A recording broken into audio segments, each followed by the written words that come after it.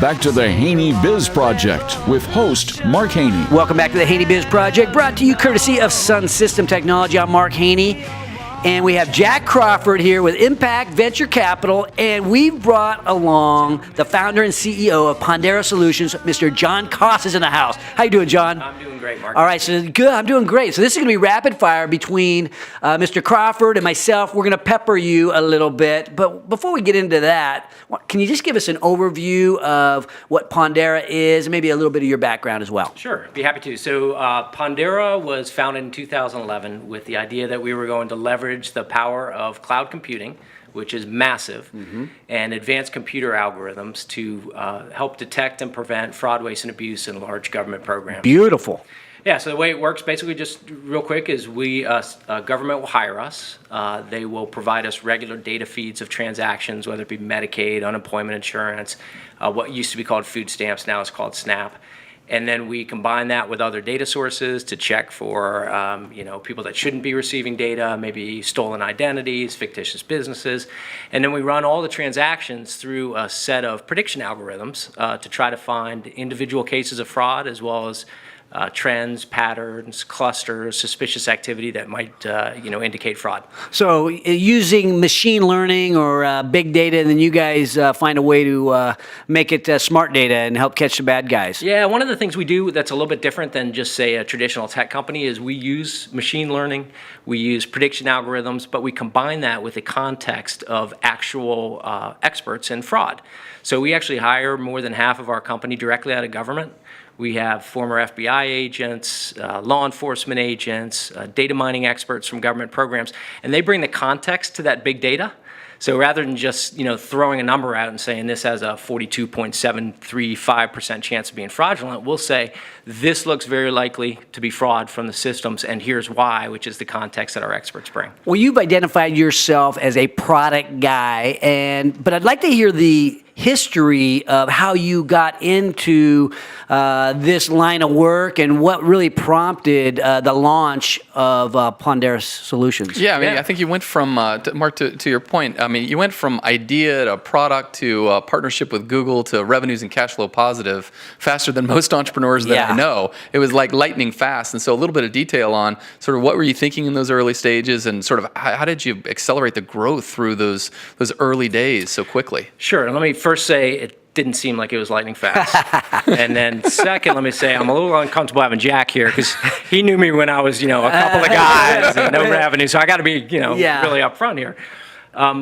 So I'd been doing government technology for 25 years, and I'm an old analytics person, used to build data warehouses and things like that. And I'm also a responsible government person. I love my country, believe in responsible government, and this problem of fraud, waste, and abuse is not new, but it's always really bothered me. And then in 2011, I had just sold a company, and I was actually at Google, and they were looking to hire me to do some consulting work for them. And they brought in some of their experts on some of their cloud computing and their analytics, and I was blown away by some of the new technologies that came out. And being as smart as I am, I said, wow, this cloud thing doesn't look like it's going to be a fad. So I actually, within 2 weeks of that, decided to start the company because I saw the opportunity to apply some new technologies to a problem that had always bothered me, and it was a really big problem. And that was 2011. We really sort of spent the rest of 2011 and 2012 building a product, testing it, and things like that. Went to market in 2013, and we've had some pretty good success since then. Well, you talked about it maybe feeling a little bit slow, and we talked about that at the beginning of the show, is sometimes after you get started, getting that traction where you really feel like you've nailed your niche, if you will, and now you're ready to grow. How long did it take for you to figure that out? I guess it took a couple of years, it sounds like, but walk us through maybe some of the challenges that you faced. Oh, we had none. Jack was talking about that ignite phase. Yeah. I wanted to ignite my business plan after about 8 months. It was interesting because my original premise was that I could now rent analytics and computer processing in this massive scale and apply this computing power, like no time in history to these problems. So the mistake that I made was when we actually started working with some government data sets and we had some beta customers, I took a very traditional approach to finding fraud and then just applying a whole bunch more computing power to it. And what we found out was that we were a little bit more effective than companies that were doing it today. I'll just make up the number, but it was probably accurate about 5%, 10% better. But what government is going to, contract with a couple of folks in Sacramento over a big company, IBM and companies like that, if we're 5 or 10% better? So that's when I was in my Ignite phase, where I'm like, this is not, going to make it the way we want it to. So we really just brought in some very smart people. I have this thing called a bucket theory, where I take an expert in fraud, I take an expert in analytics, I take an expert in predictive modeling, and I throw them into a bucket and tell them, here's the problem, now you guys go solve it. Wow. And they came up with some really innovative approaches to it. We took about 6 months, sort of changed the way we were looking at the technology.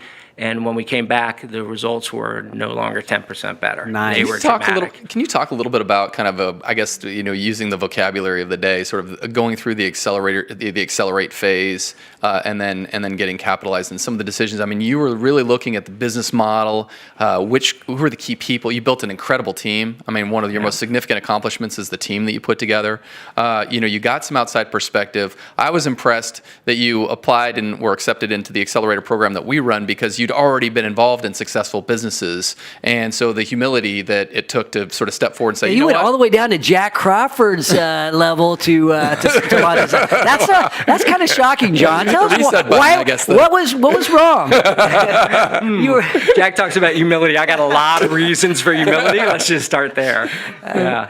No, it was really interesting, because when we started, and Jack, when I started with you, I'd had no experience with outside capital at all, and I thought that an idea this big might require some outside capital. And I had started and sold a few businesses before, but they were more private transactions. And the interesting thing was that when I started and we were pitching the company, a lot of the potential investors said, you know what, your TAM, your total addressable market's too big. Okay. What makes you think you can compete with these really big companies that are going to go after these? So, to put it in perspective, there's about $2.1 trillion of federal subsidies that are distributed every year, and there's over 200 billion of that every year is fraudulent. So these are very, very large systems, large problems that we're tackling. So, after going through the accelerator, which was terrific for me because it really helped us hone our pitch and, make sure people understood what the value proposition was, we decided to just go it direct and not take any funding at all. And as we started to add customers, which is our sort of old-fashioned way of getting funding. Yes. We had started to attract some interest, but it was always sort of lagging interest. They would say, well, we're interested in investing in you now to help accelerate growth. And I would say, but we did that ourselves 3 months ago with another customer. So, we want to look forward and forward. And I had angel investors knocking on my door saying, hey, what do I have to do to invest in Jon Coss's company? But John, you were saying, I don't want angel investors yet. Well, we did early. They were less interested in us because, they were afraid of the size of the TAM. They didn't think, a few folks in Sacramento could really make an impact. Then once we had some success, they came back in. But at that point, we were really looking for someone that could help us accelerate even faster than angels, frankly. We only have a minute left, and I'm going to just compliment you or acknowledge one of the things you said about throwing everybody into a bucket. And I think that's the beauty of entrepreneurship, right? You took these guys and threw them into the bucket and said, figure out the problem. I love that. And I've seen, and Jack, I don't know if you've seen this, but in larger companies, sometimes they can't sequester themselves in that way to go solve some of these big problems to make a differentiated product that's 10 times better or 20 times better. Yep. It's hard. It's incremental improvements can happen in these large organizations, but they can't really change the game like you're doing at Pondera Solutions. We're going to be back after the break. We're going to have a little more with John, a little more with Jack. Join the revolution at HaneyBiz.com, courtesy of Audi Rockland. This is the Haney Biz Project.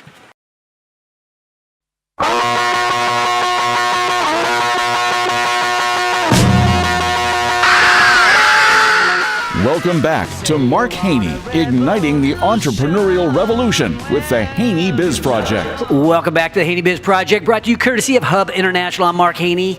And I am rejoined by my co-host, Jack Crawford, and of course, Jon Coss, telling us about his business. And you referenced during the break that there was one time, or maybe there were a few times, when your venture, it almost got taken out back and shot with a gun. Obviously, you're being metaphoric, but tell us a little more about that, and then we'll get into how you really built the thing. Yeah, it's interesting. So all of our customers today are government, and anybody that knows anything about government has heard lots of stories about long procurement cycles and, the frustration of dealing with them, right? So when we decided to go into this business, we knew it was going to take a while to get our first customer. And the other thing that governments tend to do in terms of purchasing is it's a little bit of a herd mentality. Nobody wants to go first. Okay. So, you have to have quals, you have to have done work with government agencies before. Even then, it could take a year or 2 years to get through a procurement cycle. And then, you build all that into your business plan, and then nothing goes faster. It always goes a little bit longer. Yeah. It's like, building a house or anything else.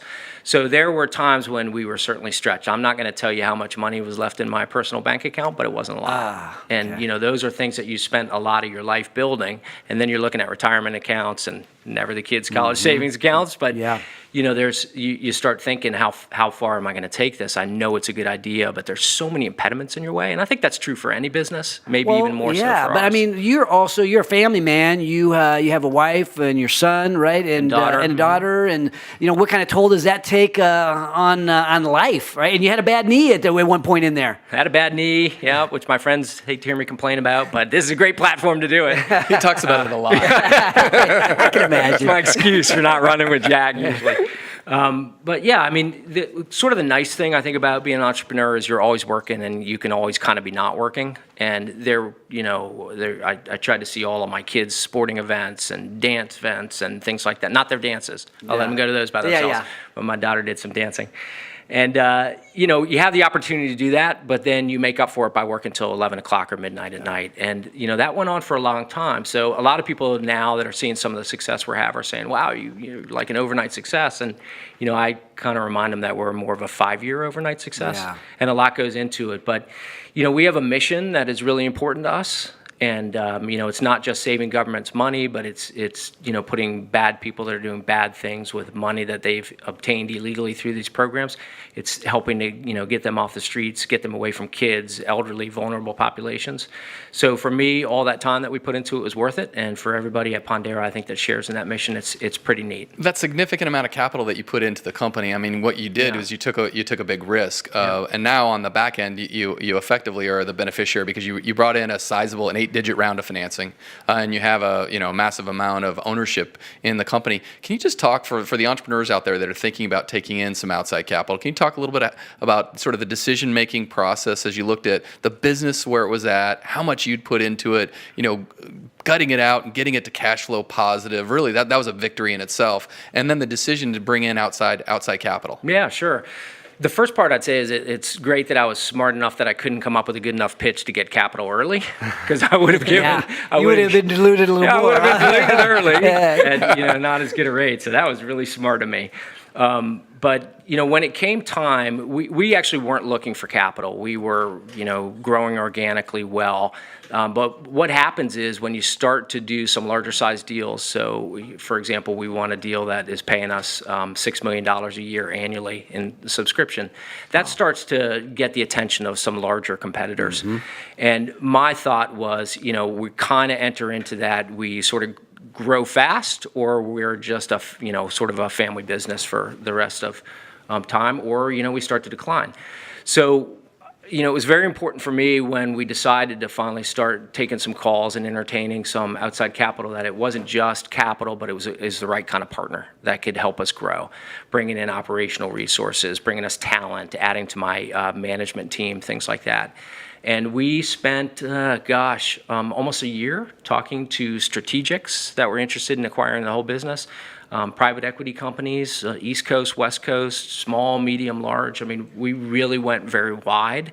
And I think we learned a lot in the process, and I'm just delighted that we ended up with Cerent and Impact. I think it's just the perfect fit for us. So, Mark, one thing you might not know is Jon was able to successfully recruit capital from a private equity firm who effectively put tens of millions of dollars into his company, and they don't co-invest with other investors. They don't co-invest with angels. They don't co-invest with other VCs. They don't co-invest with other corporates. What Jon did is when he signed the term sheet with this outside private equity group, is he said, there's this group that's been supporting me historically, this impact venture capital firm and this guy, Jack Crawford, I want them in the investment. So a firm that did not co-invest with anybody else, that didn't allow anybody, they wanted the whole round themselves. Jon went to bat for us. And I'm really appreciative of that for you, Jon. So I just want to publicly recognize, the partnership that we had informally with you going through the accelerator program that has now turned into, something I'm really excited about, and that's, Pondera being a portfolio company and you being, in effect, a formal partner now because we both own ownership in the same company. So it's exciting. And I'm an investor into Impact, so I feel a sense of appreciation and ownership as well. But let me ask you, Jon. Well, you guys ought to be out making sales calls for me right now, so come on. I love it. But what would you say to a guy like Jack Crawford? What would you say to him, a guy that was there in the beginning, kind of mentored you through the ropes in the early stages? And I know that you felt some appreciation and some respect, and that's why you brought him in to co-invest along Cerent. Yeah. What would you say to Jack? Yeah, I mean, and Jack, he reminds me of when we first met, I was always asking him, what's in this for you, Jack? What's your angle? And, now I say, it's kind of reverse. What's in it for me, and why is it important that we have, impact with us? And there's a lot of reasons. One is, I love what Jack's doing here in Sacramento. And I live here in Sacramento. I chose to raise my family in Sacramento. I think it's a great place to raise a family, to start a business, all these things. So, selfishly, I'd like to see Sacramento do well as well because it brings more talent. And the more talent we have, we're hiring, and we're in, growth mode, when that means hiring mode right now. So, the better we look as a area for businesses, the better it is for us. But, the other thing that I think was important for Jack and me in our relationship was, I went through the accelerator back in 2012. That was 5 years ago, and in that time, I bounced ideas off of Jack, especially around funding. Maybe it was a key management hire and things like that. He wasn't charging me money to ask him questions. It was just, it was a friendship. It was supporting a business. And, to me, those things should be repaid. I don't consider it repaying him by having him invest in our business. I consider it repaying him by having that investment grow. And, that's really my goal over the next few years is the people that put trust in us, whether it's Cerent, whether it's Impact, whether it's my employees, that every one of them left something great to come to Pondera. My goal is to make sure that we all grow together. Mark, there's a lot of interesting entrepreneurs that are working on government technology companies in the Sacramento area. Some of them are providing services to government, and some of them are coming up with product ideas. I think Jon may be leading the way to a flurry of GovTech companies that are launched right here in Sacramento because we've got so many customers that are, at the state of California level. So it's exciting to see him sort of trailblaze in this industry sector. You bet. Jon, I appreciate you coming on the show today. Jack's going to stick around, but this is a story of entrepreneurs helping entrepreneurs. Obviously, you guys have been helping one another, and I know now you're reaching out and continuing to help the next guy in line right here in GovTech in Sacramento. When we return, I will be joined by Ethan Conrad to talk about his generous offer in commercial real estate. This opportunity just might be a launching pad for your business growth. Join the revolution. Join the revolution at HaneyBiz.com, courtesy of the Entrepreneurs Organization of Sacramento and law firm Greenberg Traurig. This is the Haney Biz Project.